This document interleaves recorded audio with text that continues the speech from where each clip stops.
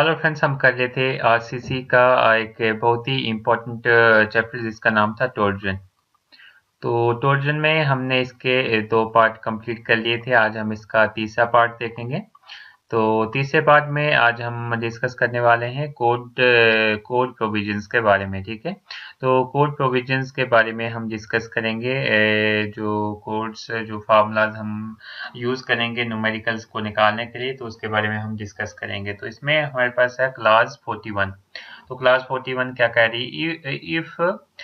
if in the analysis of a structure the torsional resistance or stiffness of members has not been taken into account, no specific calculation for torsion is necessary। ठीक है, तो अगर हम बात करें, अगर हम स्ट्रक्चर को एनालाइज कर रहे हैं, if in the analysis of the structure the torsional resistance or stiffness of members has not been taken, अगर हम torsional resistance या फिर जो torsional stiffness है उसको अगर हम नहीं ले रहे हैं, has not been taken into account, then no specific calculation for torsion is necessary।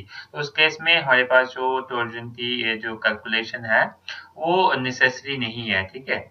Adequate control of any torsional cracking being provided by the required nominal shear reinforcement। जो nominal shear reinforcement है वो हम provide करके हम जो टोर्जनल cracking है उसको हम क्या करते हैं, उसको कंट्रोल कर सकते हैं। ठीक है, उसको कंट्रोल कर सकते हैं। हम अगर नॉमिनल शियर रिइंफोर्समेंट डालेंगे तो हम जो टोर्जनल क्रैकिंग है उसको कंट्रोल कर सकते हैं। ठीक है, नेक्स्ट पॉइंट है इसमें कोडल प्रोविजन में, where the torsional resistance or stiffness of members is taken into account in the analysis, the member shall be designed for torsion। तो जहाँ पे हम torsional resistance या फिर stiffness का को कंसीडर करेंगे, जहाँ पे लेंगे इन चीजों को, torsional resistance या फिर stiffness को, तो वहाँ पे हमें क्या करना पड़ेगा, torsion के लिए डिजाइन करना पड़ेगा, torsion का जो है एनालिसिस करना पड़ेगा। ठीक है, member shall be design for Trojan, तो टोर्जन के लिए हमने मेंबर को डिजाइन करना पड़ेगा वहां पे। इसमें नेक्स्ट हमारे पास इंपॉर्टेंट पॉइंट है, for the design of torsion section located at a distance less than D from the face of support में be designed for the same torsion as computed at a distance of D where D is the effective depth. ठीक है, तो D हमारे पास क्या है यहाँ पे, D is the effective depth। तो ये बता रहा है कि जहाँ पे अगर हमने डिजाइन करना है टोर्जन, तो वहाँ पे सेक्शन जो है locate eight the distance less then D। अगर हमारे पास सेक्शन हमने लोकेट किया है वो डिस्टेंस D से लेस देन है, तो उस केस में क्या होता है, from the face of support में be design for the same torsion as computed at the distance D। तो उसको हम जो है अलग से डिजाइन नहीं करेंगे, उसको भी हम सेम टोर्जन के लिए रखेंगे। जिस टोर्जन जो मतलब हमने रखा होगा डिस्टेंस डी के लिए, वही इसको इसमें भी रखेंगे। अगर डिस्टेंस डी से ज्यादा है, इफेक्टिव डेप्थ से ज्यादा है डिस्टेंस, तो हम उसको कैलकुलेट करेंगे। अगर कम है इफेक्टिव डेप्थ से हमारे पास कम डिस्टेंस आ रहा है, तो हम क्या करेंगे, जो डी वाला हमारे पास डिस्टेंस आया होगा उसको ही हम कंसिडर करेंगे। नेक्स्ट पॉइंट है इसमें, the design rules for torsion are based on equivalent moment. ठीक है, तो जो भी डिजाइन रूल्स हैं टोर्जन के लिए वो किस पे बेस्ड है, इक्विवेलेंट मोमेंट के ऊपर बेस्ड है। ठीक है, they are explained as per the IS code 456/2000। ठीक है, तो ये कोड का नाम है, ये आपको कोड ले लेना है अपने मार्केट से या फिर नेट पे भी मिल जाता है।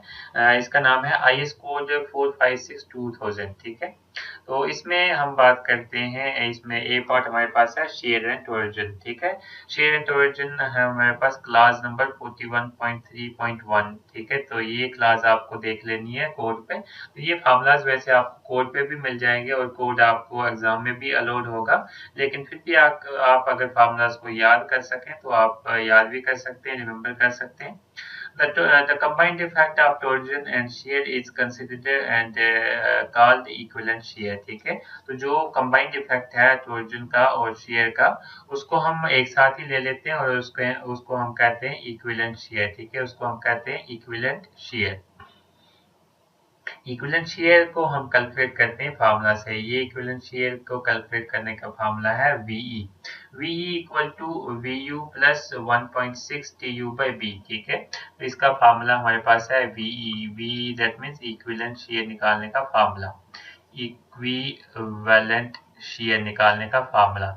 और जो इक्विवेलेंट शेयर है हमारे पास कंबाइंड इफेक्ट जो है टॉर्जन का प्लस शेयर का, उसको हम इक्विवेलेंट शेयर बोलते हैं। तो इसको निकालने के लिए हमारे पास फार्मूला दिया हुआ है VE equal to VU plus 1.6 TU divided by B। तो ये हमारे पास फार्मूला है VE निकालने का।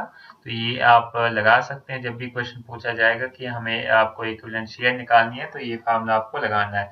इसमें जो VE क्या है, equivalent share at the section, ठीक है, equivalent share at the section. और इसको हम किलोमीटर में भी मेजर करते हैं और न्यूटन इसके यूनिट है, किलोमीटर न्यूटन, ठीक है। नेक्स्ट हमारे पास बात है VU की। VU हमारे पास क्या है, VU is the ultimate vertical stress. VU is the ultimate vertical stress है VU। और इसको भी हम किलोन्यूटन और न्यूटन दोनों में ले सकते हैं। उसके बाद हमारे पास है TU। अब TU क्या है, TU is the ultimate torsional moment, ultimate torsional moment, ठीक है। इसको हम किलोन्यूटन मीटर में लेते हैं या फिर न्यूटन mm में लेते हैं इसको, ठीक है।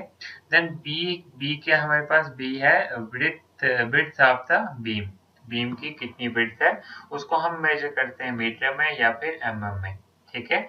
आई होप ये लेक्चर आपको समझ में आ रहा होगा। अगर आपको कोई भी डाउट हो तो आप कमेंट सेक्शन में पूछ सकते हैं, ठीक है। वैसे जैसे मैंने आपको बताया ये कोडल प्रोविजंस हैं, तो ये फार्मूला आपको अपनी कोड बुक में भी मिल जाएगा और ये कोड बुक आप एग्जामिनेशन हॉल में भी ले जा सकते हैं। नेक्स्ट हमारे पास इक्विवेलेंट नॉमिनल शेयर स्ट्रेस। जो इक्विवेलेंट नॉमिनल शेयर स्ट्रेस है उसको भी कैलकुलेट करने का हमारे पास फार्मूला है। इक्विवेलेंट नॉमिनल शेयर स्ट्रेस को कैलकुलेट करने का फार्मूला, इसको हम TVE से डिनोट करते हैं।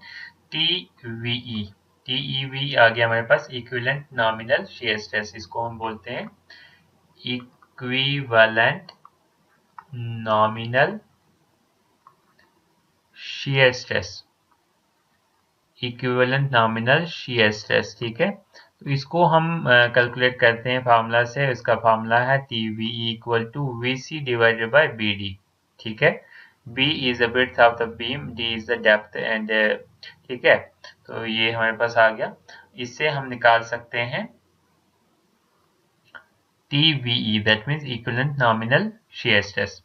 The equivalent nominal shear stress, that means TVE shall not exceed the value of TC max, ठीक है। तो इसकी जो वैल्यू है वो TC max से एक्सीड नहीं करनी चाहिए, ठीक है। As given in table 20 of IS 456। तो ये भी दिया हुआ है हमारे पास टेबल 456 में, ठीक है।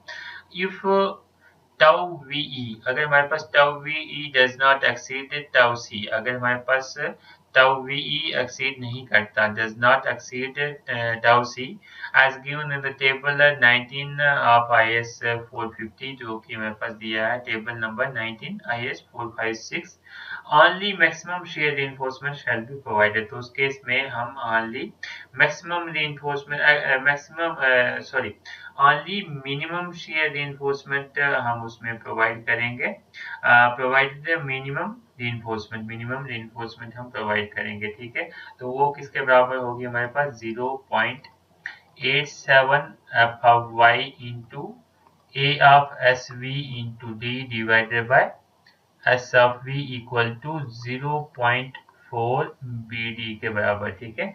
और इसमें हमारे पास हम बात करें if tau VE exceeds as given in the table, अगर टाउ VE एक्सीड करेगा टेबल नंबर 19 ऑफ IS 556 से, तब क्या होगा, both longitudinal and transverse reinforcement shall be provided, ठीक है।